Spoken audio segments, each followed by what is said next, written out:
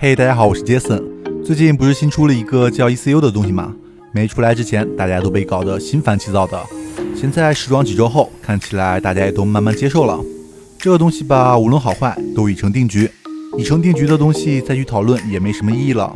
所以呢，我们也就不再过多的去谈论它的好坏了。我们今天就直接来看一下这个东西到底能对跑图造成多少差距吧。因为没有办法保证跑得一模一样，所以我只能尽量保证跑法一致，然后选择了2局时间一致的，看有 ECU 的这边会比没有 ECU 的多多少失误。我这边选的分支是直道极速，实战的那条分支暂时还没有进行跑法开发，所以姑且就先当它只用于实战。我们先来看一下直道极速的提升。首先呢，3条分支都有单骑最高速加 0.6， 基础动力加4，以及转向减速降低的增益。然后直道极速是有一个单骑动力加 0.8 的提升和一个可以使用2次的8秒的增加单骑最高速以及加速带最高速的主动技能。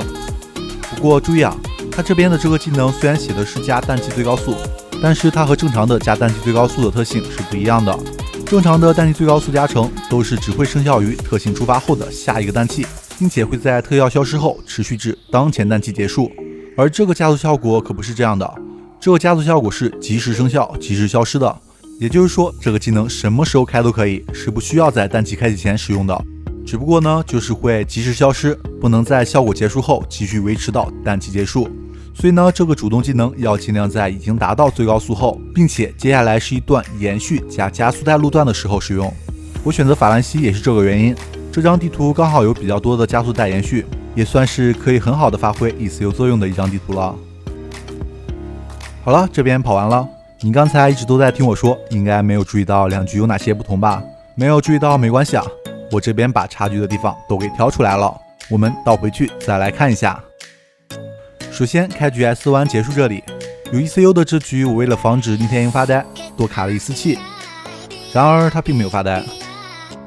然后这里有 ECU 的这边我习惯去飘出了一个小喷，组成了 CWWW， 这边是 ECU 的这局更快了。我们继续往前，这边第一次开 ECU 技能这里，因为我现在的跑法其实已经改了，这里我不太习惯延续了，所以 ECU 这边延续没有做好，起飞这里的失速比较严重。不过接下来的这个失速完全被 ECU 追回来了，落地的时候甚至比没有失速的那边更快。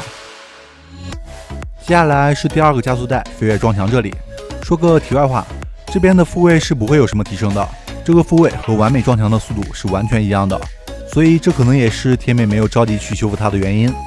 不过这个地方是我认为法兰西唯一的难点，不修复的话，这张地图真的就有点过于简单了。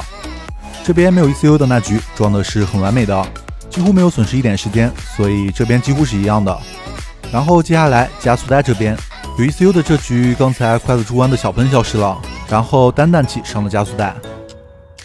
后面呢就都一样了，全部区别呢就是多一次卡气，一次延续失误和一次丢失小喷，然后有一个 CWW 的优势，这个可以算抵消一个卡气吧。总而言之，就是 ECU 可以抵消2次小失误带来的差异。要是说能快多少秒的话，大概应该也就是 0.2 到 0.7 秒左右。0.2 就是矿山那种几乎主动技能无效并且短的地图， 0.7 呢就是主动技能覆盖的比较好并且更长一点的地图。